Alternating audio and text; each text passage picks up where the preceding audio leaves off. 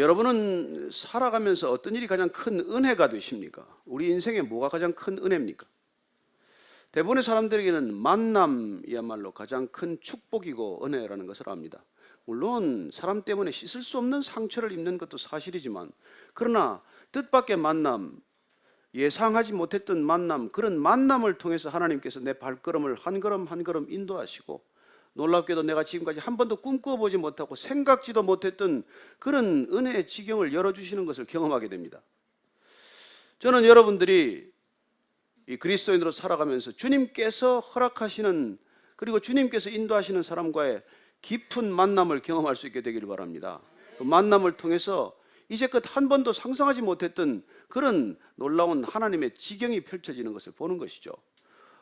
그렇습니다. 오늘 저희들은 이 바울이 디모데라는 사람을 만나는 것을 보게 됩니다. 여러분, 교회의 얘기는 사람 얘기예요. 2000년 교회사는 사람이 사람 만나는 이야기입니다. 안디옥 교회가 탄생한 것은 어떤 일입니까? 12사도들이 예수님을 만났기 때문에, 그리고 그 예수님 보내주신 성령님을 만났기 때문에 그들은 예루살렘의 교회가 되었어요. 바나바는 예루살렘 교회가 처음부터 어떻게 이루어져 가는지를 최소한도 적어도 6, 7년 이상 지켜본 사람입니다. 어떻게 교회가 되는지, 어떻게 교회가 탄생하고 어떻게 교회가 성장하는지, 그리고 그 교회가 어떤 일을 감당하는지, 그걸 지켜보았던 바나바가 안디옥으로 내려갔어요. 안디옥에 가서 그는 다소에 있는 바울을 데려다가 거기서 이 안디옥 교회를 이루게 되는 것이죠. 사도 바울은 적어도 이 안디옥에서 다시 4년간 이 교회가 또 이루어져 가는 것을 처음부터 끝까지 지켜보게 됩니다. 그래서 이 교회가 어떻게 되는지를 경험한 사도 바울이 바나바와 함께 그 소아시아에 다니면서 이렇게 이루어지는 것이 바로 교회의 모습이고, 탄생하는 것이 바로 그 교회 공동체라고 하는 것을 우리는 지켜보게 됩니다. 그 바나바와 하여튼 마가라는 사건 때문에 헤어졌어요.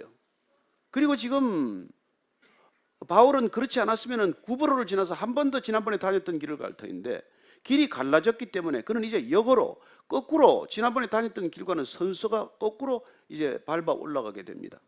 그래서 오늘 그 바울이 가는 길목에 만난 사람과 무슨 일이 일어나는지를 저와 여러분들과 함께 살펴보고자 합니다. 1절 말씀 다시 읽습니다. 시작.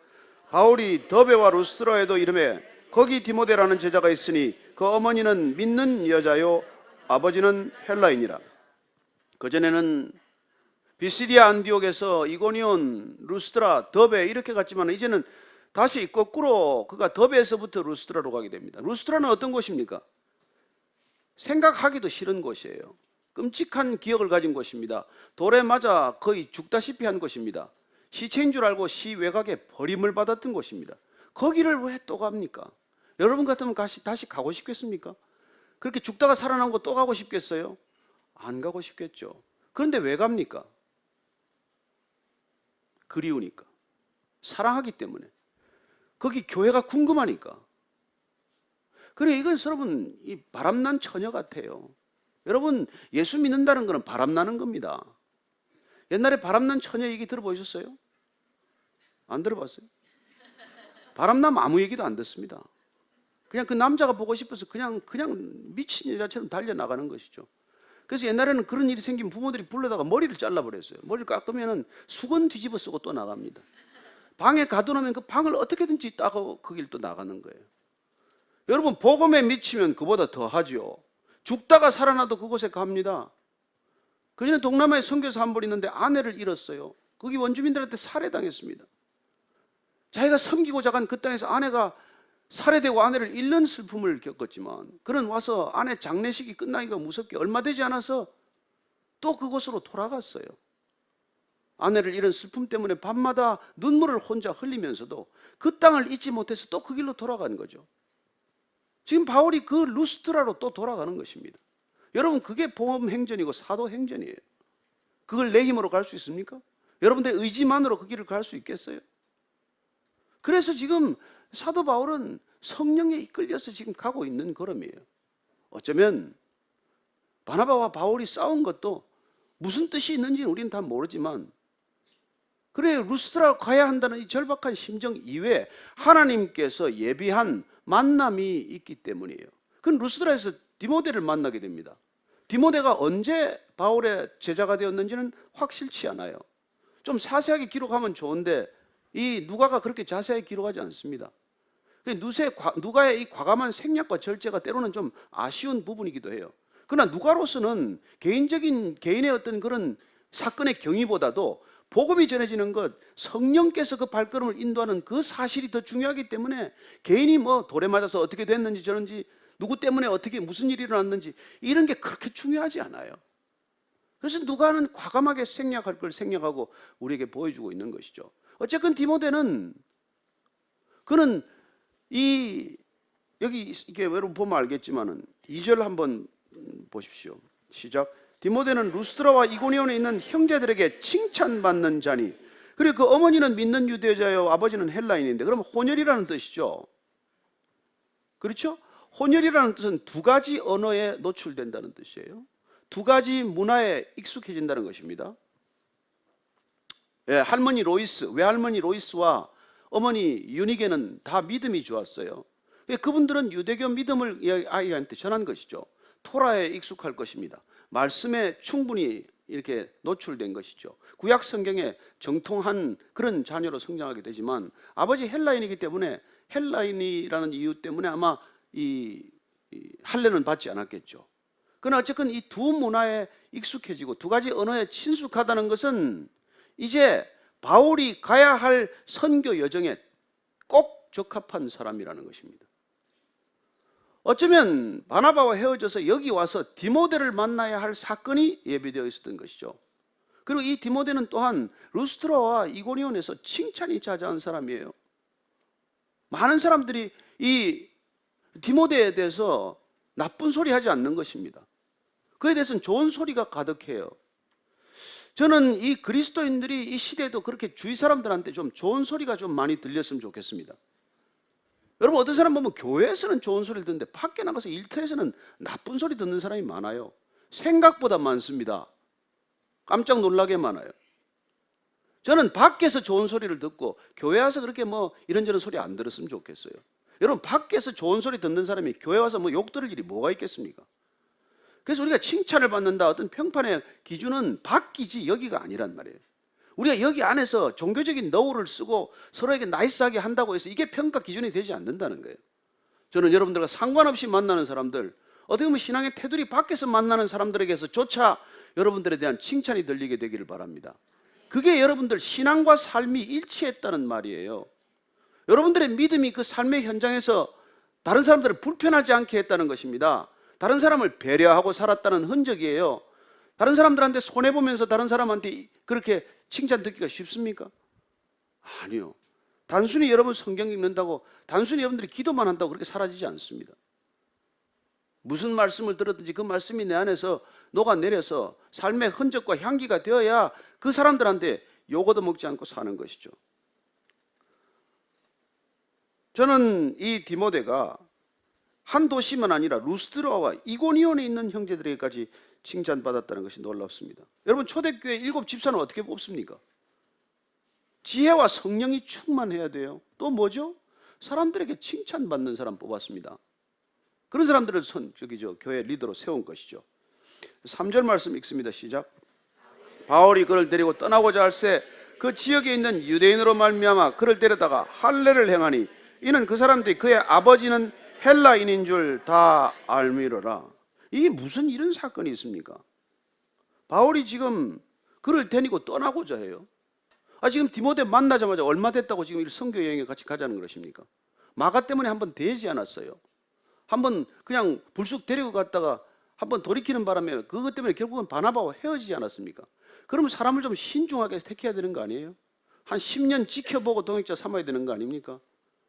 그러나 이 지금 바울은 디모데가 정확히 동역해야 할 이유와 목적을 발견했을 것이고, 물론 주님처럼 기도했다고 저는 믿습니다. 예수님께서 12제자를 뽑으실 때 밤새 올라가서 기도하십니다. 누가복음에 보면 밤새 올라가서 기도하고 그 다음 날 밤새 기도하고 철야 기도하고 12명을 뽑는 걸 보게 됩니다.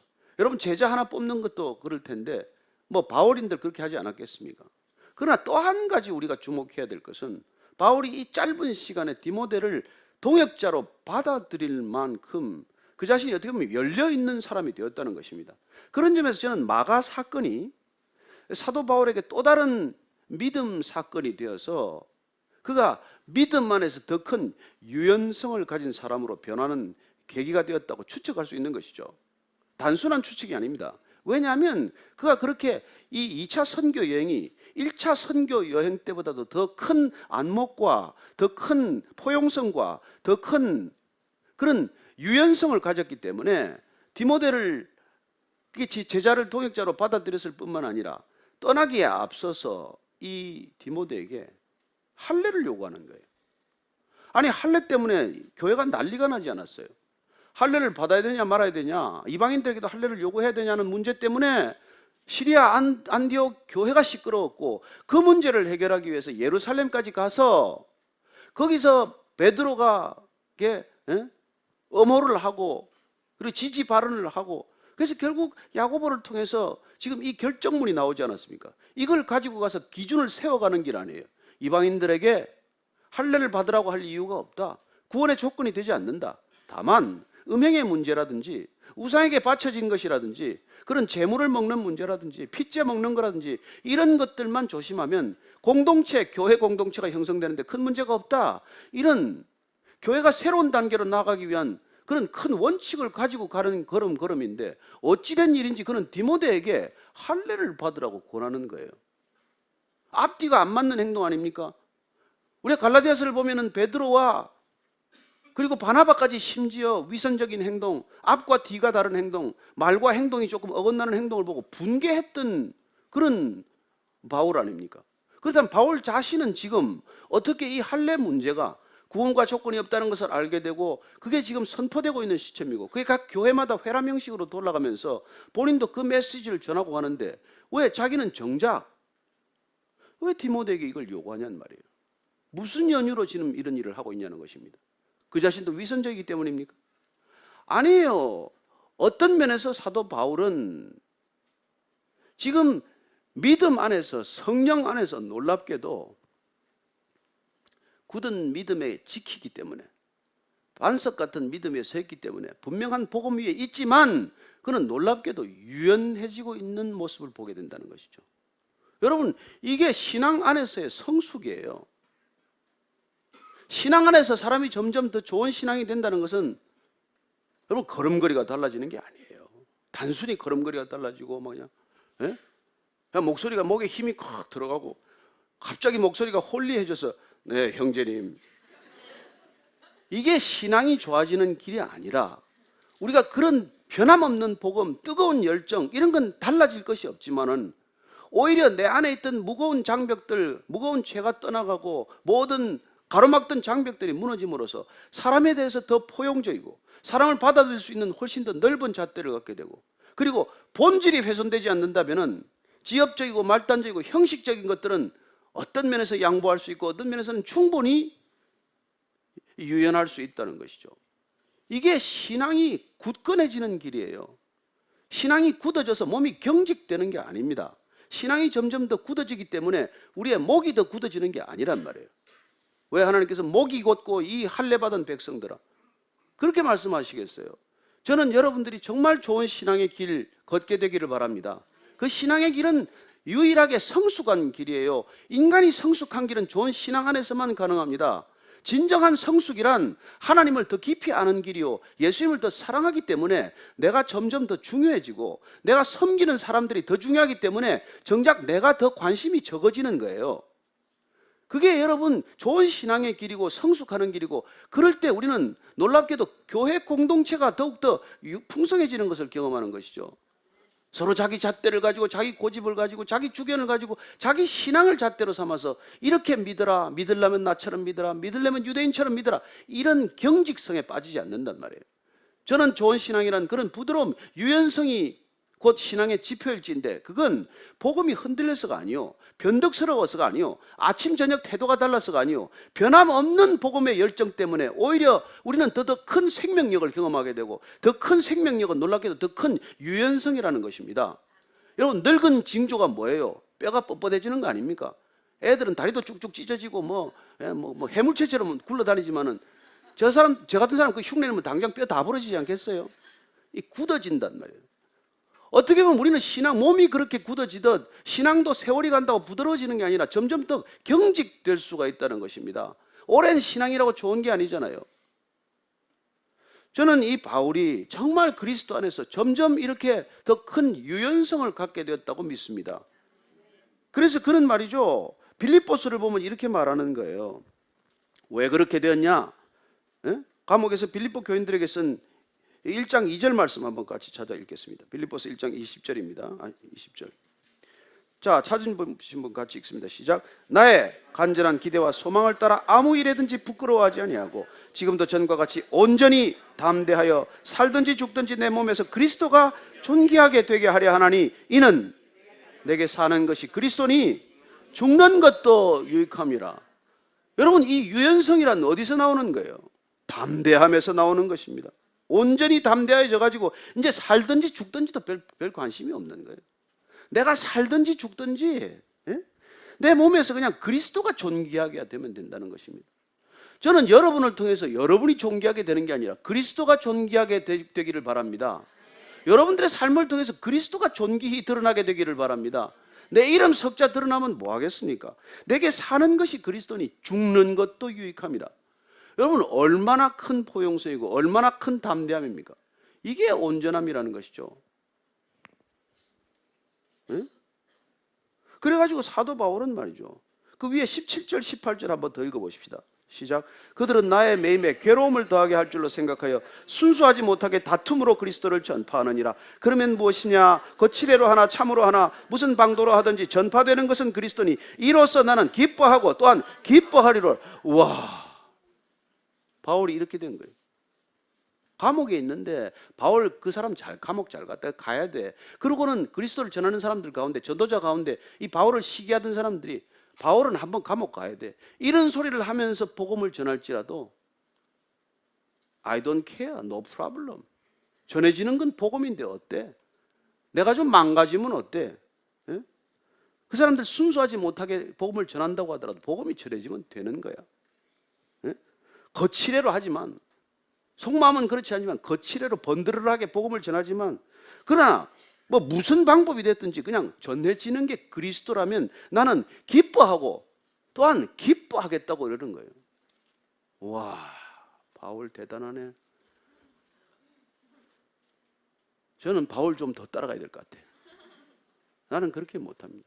저 사람은 좀 제발 예수 얘기 안 했으면 좋겠어. 저 교회는 제발 좀 문 좀 닫았으면 좋겠어.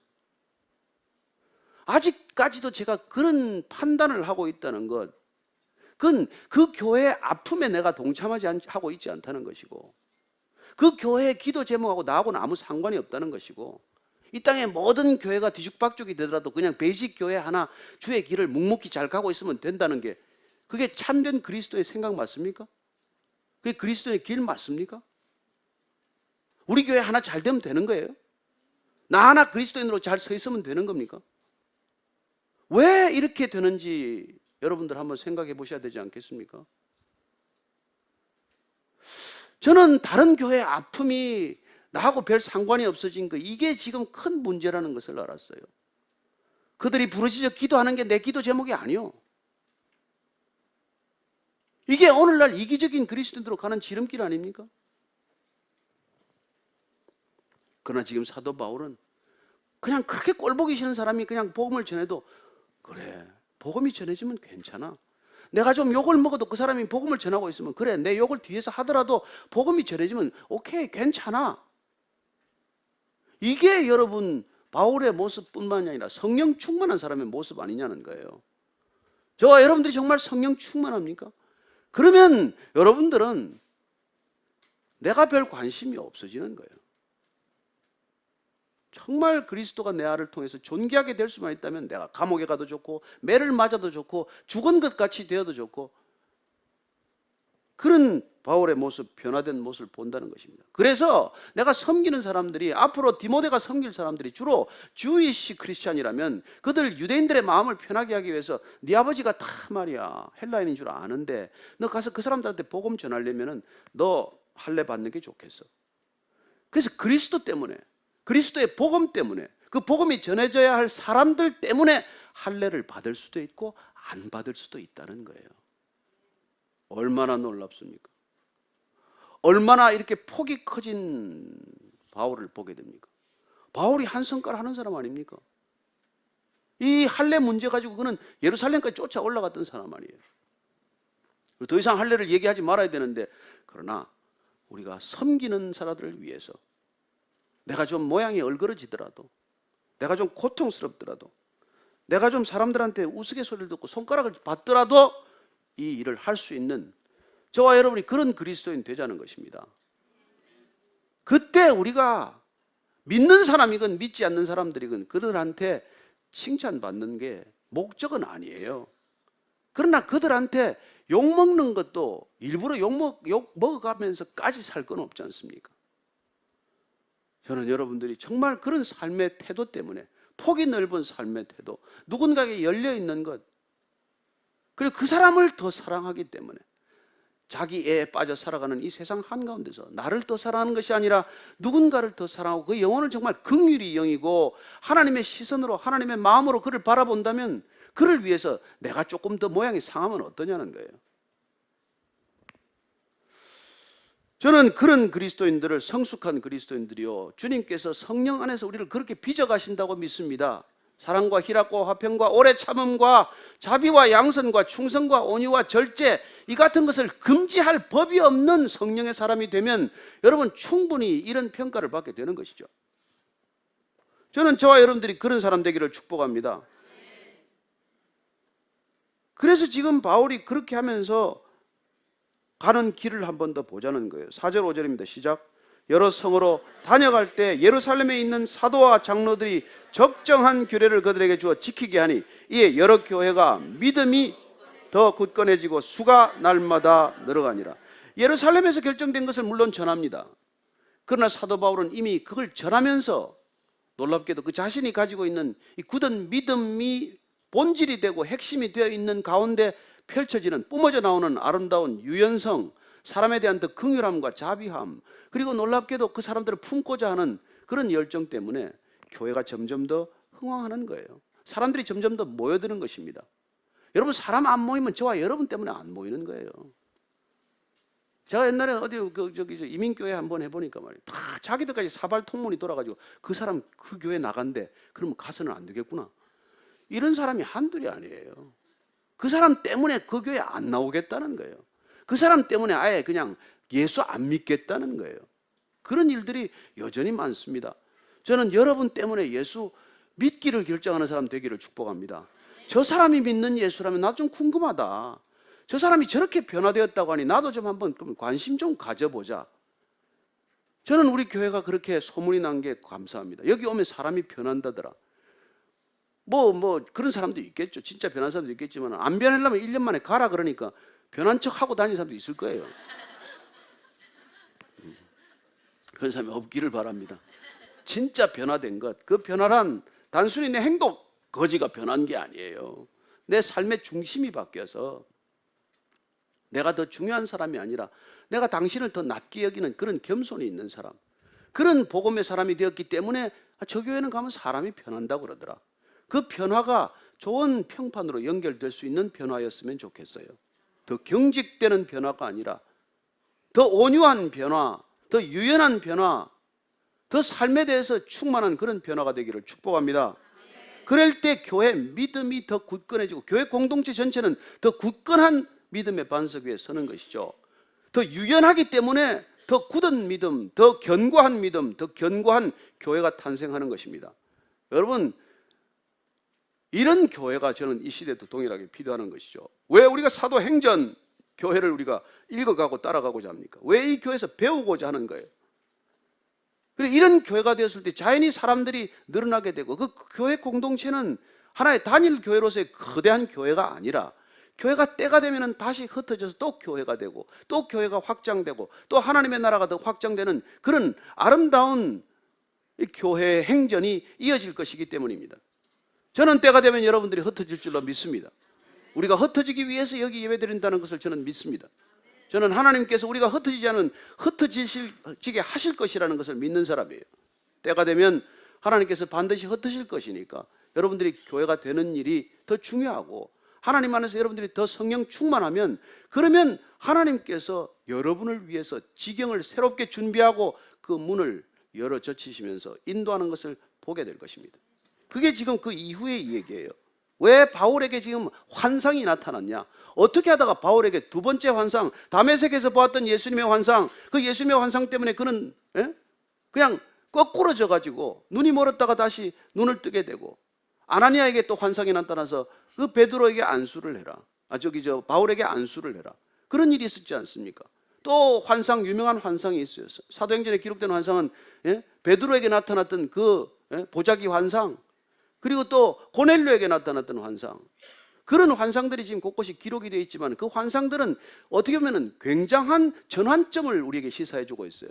그런 환상이 한번 보일 때마다 뜻밖의 물꼬가 달라지고 말이죠. 방향이 달라지고 놀랍게도 그런 정말 신앙의 역사에 있어서 큰 교회사의 역사에 있어서 중요한 전환점이 되는 그런 사건들을 보게 됩니다. 오늘 사도 바울이 두 번째 보는 이 기록된 환상 또한 선교사로 보면은 엄청난 고비 전환점이 되는 것이죠.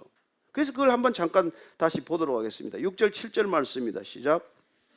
성령이 아시아에서 말씀을 전하지 못하게 하시거늘 그들이 부르기아와 갈라디아 땅으로 다녀가 무시아 앞에 이르러 비두니아로 가고자 애쓰되 예수의 영이 허락하지 아니하신지라. 아니 그가 다니면서 복음이 지금 증거가 되고 놀랍게도 막 열매가 나타나고 사람들이 불어나고 교회가 성장하는데 왜 갑자기 성령이 바울에게 말씀을 전하지 못하게 하느냐는 것이죠. 성령은 그 밑에 보면 예수의 영이라고 되어 있어요. 왜 예수의 영이 예수의 복음을 전하는 것을 막느냐는 것입니다. 저는 이 사건을 통해서 다시 한번 바울을 겸손케 하는 성령의 의지, 성령의 섭리를 보게 됩니다. 예수의 영이 예수의 복음을 전하는 것이지 바울이 전하는 게 아니에요. 바울은 지금 북쪽으로 가서 지금 이 남쪽의 이 큰 열매에 조금 흥분한 상태예요. 루스드라, 이고니온, 비시디아, 안디옥 이쪽에서 일어나는 놀라운 열매들 때문에 지중해 남쪽, 지중해 연안의 그 소아시아 이쪽은 대충 자기로서는 평정이 된 거예요. 이제 북쪽으로 가는 거다. 자, 북으로 가자. 그래서 그는 지금 발길을 갖다가 비두니아로 향한 거예요. 그렇게 가기 위해서는 무시아라는 곳에 잠깐 해서 비두니아로 북쪽으로 진격하려는데 이게 막힌 거예요. 왜 예수님께서 지금 다른 일 하는 것도 아니고 하나님의 일을 하는 것이고 복음을 전하는데 그 발걸음을 멈추게 하느냐는 것입니다. 자, 이때 우리는 두 가지 중요한 이 분기점과 곤혹스러운 난관에 북적합니다. 첫째는 이게 도대체 성령께서 막으시는 건지 사탄이 회방하는 건지 어떻게 하냐는 것입니다. 성령님께서 이걸 걸음을 멈추게 하는 것인지 사탄이 가로막아 쓴 건지 이걸 어떻게 하느냐는 것이죠. 자, 두 번째는 막혔을 때 어떻게 할 것입니까? 주저앉는다. 작정 기도한다. 어떻게 하시겠어요, 여러분? 오늘 이 사도 바울이 이런 발걸음이 막혔을 때 우리는 어떻게 이 걸음 계속 가야 되느냐에 대한 중요한 몇 가지 원칙을 우리에게 알려주고 있는 것이죠. 그는 북부지방 비두니아로 가기 위해서 무시아까지 갔습니다. 이 무시아는 터키의 서부 지역에 마르마라 해에 인근한 곳이에요. 이곳에서 그는 지금 북쪽에 길이 막혔기 때문에 주저앉아 있지 않고 서쪽으로 가기로 결정을 했어요. 막혔지만은 그냥 포기하지 않고 낙심하고 주저앉지 않고 서쪽으로 다시 가는 것을 봅니다. 그래서 마르마라 해를 끼고 해안 도로를 쭉 따라서 지금 이 드로아라는 곳까지 내려가는 거예요. 이 행전을 잠깐만 한번 더 보십시다. 자, 8절에서 10절까지 더 읽습니다. 시작. 무시아를 지나 드로아로 내려갔는데 밤에 환상이 바울에게 보이니 마게도니아 사람 하나가 서서 그에게 청하여 이르되 마게도니아로 건너와서 우리를 도우라 하거늘 바울이 그 환상을 보았을 때 우리가 곧 마게도니아로 떠나기를 힘쓰니 이는 하나님이 저 사람들에게 복음을 전하라고 우리를 부르신 줄로 인정함이로라. 아멘. 무시아를 떠나서 그는 뜻밖의 막힌 길에 머무르지 않고 서쪽으로 가다가 이제 드로아라는 항구에 이르게 됩니다. 이 드로아라는 항구는 여러분들 오늘 가서 이 성경 지도가 있으니까 지도를 한번 더 보시면은 북쪽에 발틱해가 있고 그 발틱해와 에게해 사이에 있는 조그만 이 호수 같은 곳이 마르마라 해인데 그 마르마라 해는 동쪽과 서쪽에 보스포러스 해협과 다다넬스 해협이 있어요. 그래서 이 길을 따라서 마르마라 해안길을 따라가 쭉 내려가면은 드로아가 그게 다다넬스 해협의 끝에 있는 항구 도시예요. 그럼 이 항구 도시에서 주로 건너서 유럽으로 가게 되는 것입니다. 그는 지금 이 길을 따라 가고 있는 거예요. 드로아까지 온 거예요. 그는 지금 원래 이 2차 선교 여행이 유럽을 겨냥하고 출발한 게 아니에요.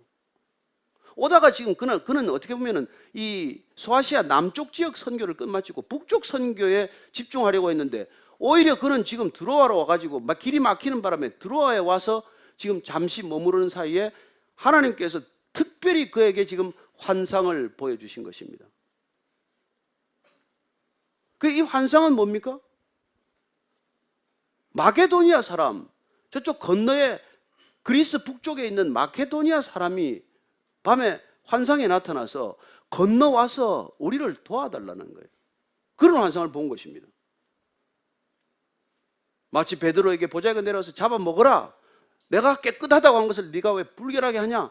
베드로에게는 그 먹는 걸 좋아하니까 그런 먹는 환상이 나타났지만 이게 바울에게는 다니는 걸 좋아하니까 사람을 좋아하니까 사람 환상을 보는 거예요. 건너와서 나를 도우라.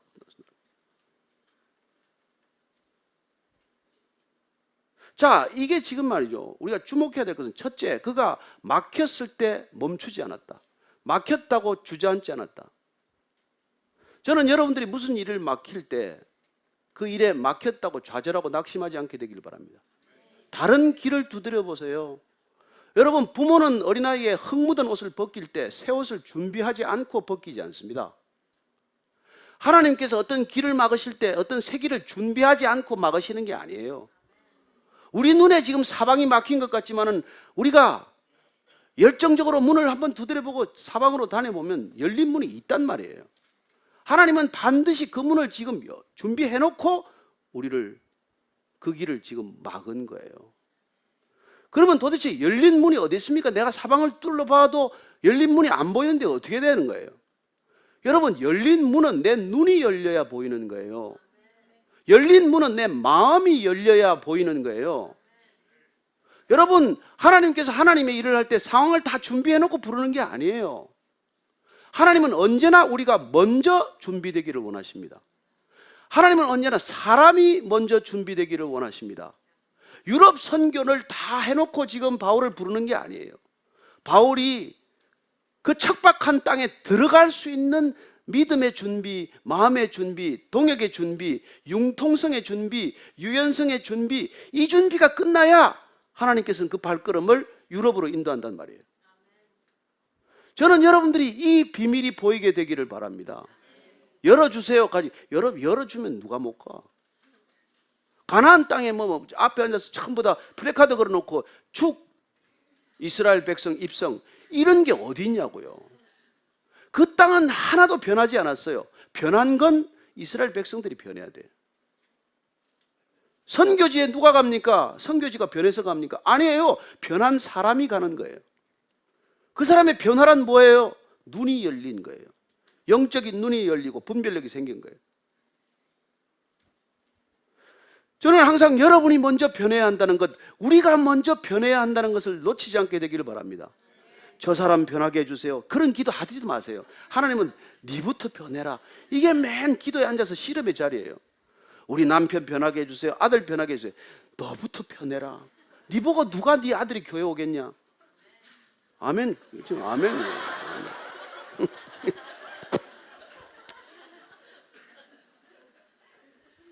바울에게 환상이 나타나요. 환상이 나타날 때가 돼서 나타나는 거예요. 그냥 나타나지 않습니다. 여러분, 환상이라는 게 정말 지극한 사랑, 지극한 애타는 마음이 있어야 환상을 보는 거예요. 그리고 바울은 그 환상이 나타났을 때 곧 마게도니아로 떠났어요. 곧 머무르지 않습니다. 주저하지 않습니다. 아, 주님 좀 기다려 보세요. 애들 장가나 보내고요. 아, 정년 퇴직하고 갈게요. 아이고, 여러분 짜투리 시간 가지고 하나님하고 딜하지 마세요. 하나님 달라면 그냥 몽땅 드리면 하나님께서 기가 막히게 쓰실 거예요. 여러분들 쓰다 남은 거 가지고 하나님 왜 줍니까? 하나님이 그런 존재예요.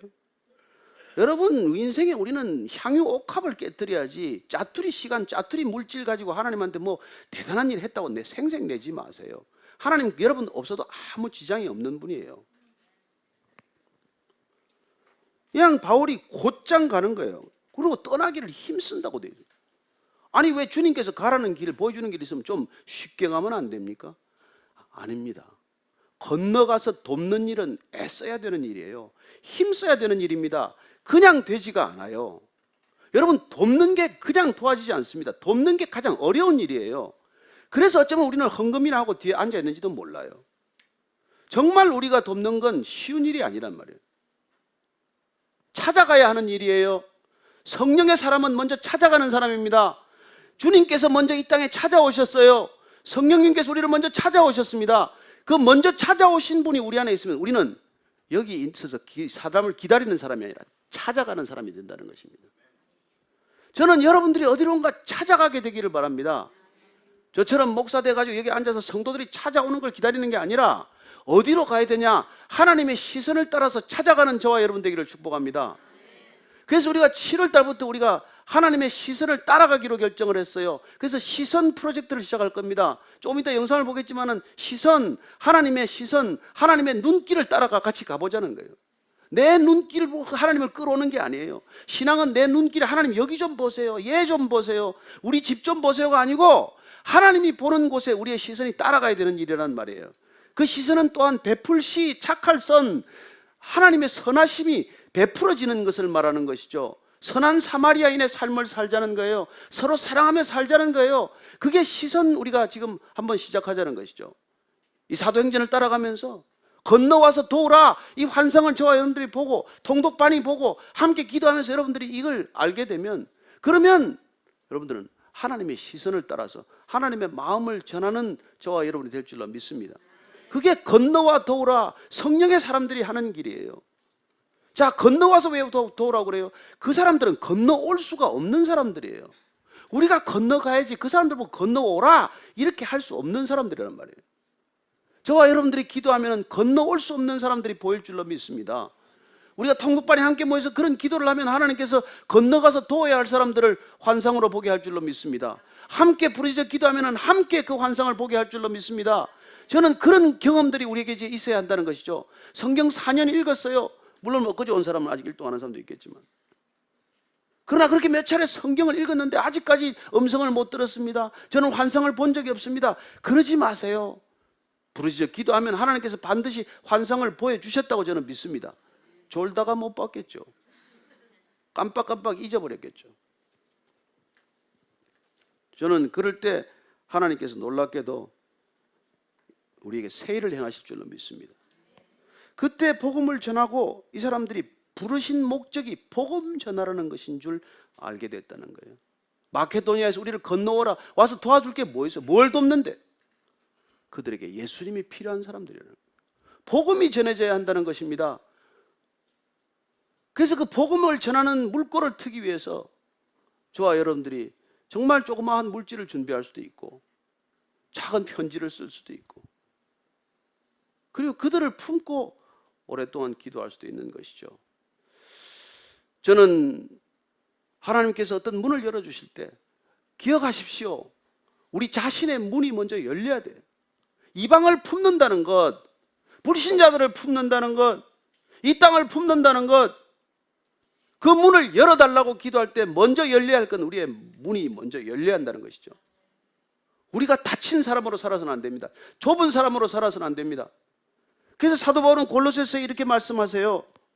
제가 읽어드리겠습니다. 3장 23절. 무슨 일을 하든지 마음을 다하여 죽게 하듯 하고 사람에게 하듯 하지 말라. 여러분, 죽게 하듯 한다는 게 뭐예요? 마음과 뜻과 목숨을 다하여 그 일을 한다는 거예요. 마음과 목숨과 뜻을 다해 그 일을 하게 되면 여러분, 그러면 그 사람 마음이 열리게 돼 있어요. 우리가 주님께 하듯 그 일을 하게 되면 그들은 복음을 받아들이게 된다는 거예요. 그렇게 일하는 사람이 여러분 여기서 그냥 하는 것과 회사 나가서 하는 일이 다르겠어요? 여기서는 그냥 번듯하게 하고 거기서는 그냥 대충 하겠습니까? 여러분, 세상에서 대충 살다가 여기 오면 예배가 드려질 거라고 생각을 하십니까? 거기서 마음을 다하여 죽게 하듯 여러분들이 살지 않으면 여기 와서 예배가 안 드려진단 말이에요. 거기서 그렇게 살아야 여기서 예배가 예배다워지고, 예배가 예배다워져야 어디를 가더라도 우리는 죽게 하듯 살아가는 사람이 되고, 그렇게 살아갈 때 놀랍게도 하나님께서는 우리의 열린 태도, 열린 마음, 열린 신앙을 통해서 그 세상을 열어젖히기 시작할 것이고, 그 땅에 복음이 증거될 것이고, 그 땅에 비로소 생명의 역사가 일어날 줄로 믿으시기 바랍니다. 우리가 오늘 함께 기도하고 그리고 한 주간 살아갈 때 이런 놀라운 일들이 일어날 줄로 믿습니다. 하나님께서 우리에게 주신 환상이 보일 줄로 믿습니다. 그 환상이 사람들이 건너와서 도와달라는 부르심이라는 것을 깨닫게 될 것입니다. 한번 짧게 같이 기도하고 오늘 그 한번 영상을 같이 보겠습니다. 하나님 아버지, 저희들 각자에게 그런 믿음을 부어주옵소서. 부르짖어 기도할 때, 정말 무릎 꿇고 기도할 때, 두 손 들고 기도할 때, 찬양하며 기도할 때 하나님 우리에게만 주어지는 환상이 있을 줄로 믿습니다. 건너와서 나를 도와달라. 보혜사 성령이 우리를 찾아오셨던 너희들도 보혜사 성령처럼 찾아가지 않겠니? 그렇게 말씀하시는 음성이 들릴 줄로 믿습니다. 하나님 건너와서 도우라. 그것이 어디인지 우리가 구체적으로 다 모르지만 그러나 각자 각 사람에게 주어진 그런 처지와 형편과 환경이 있다고 믿습니다. 하나님, 환경이 달라져서가 아니라 열려서가 아니라 우리 자신이 열리게 하시고 우리 자신이 준비가 되게 하시고, 그리고 그것을 향하여 달려갈 때 하나님 놀랍게도 이 땅 가운데 살아계신 하나님의 영광을 보게 하여 주옵소서. 하나님, 정말 복음이 땅끝까지 전해지는 놀라운 그 현장에 우리의 삶이 씨앗처럼 뿌려지게 하여 주옵소서. 살아계신 하나님 아버지, 정말 주님의 시선을 따라가고자 합니다. 우리의 삶이 주님의 시선을 따르게 하시고 주님의 선하심을 맛보아 알게 하는 통로 되게 하여 주옵소서. 끝까지 주께서 우리를 사용하실 줄로 믿고 우리의 전부를 마치 마리아가 깨뜨려드린 향의 옥합처럼 우리의 생애를 깨뜨릴 때 하나님, 그 생애는 놀라운 향기가 되어 영혼에서 영혼까지 전해지는 하나님의 소식 될 줄로 믿습니다. 예수님 이름으로 기도합니다. 아멘.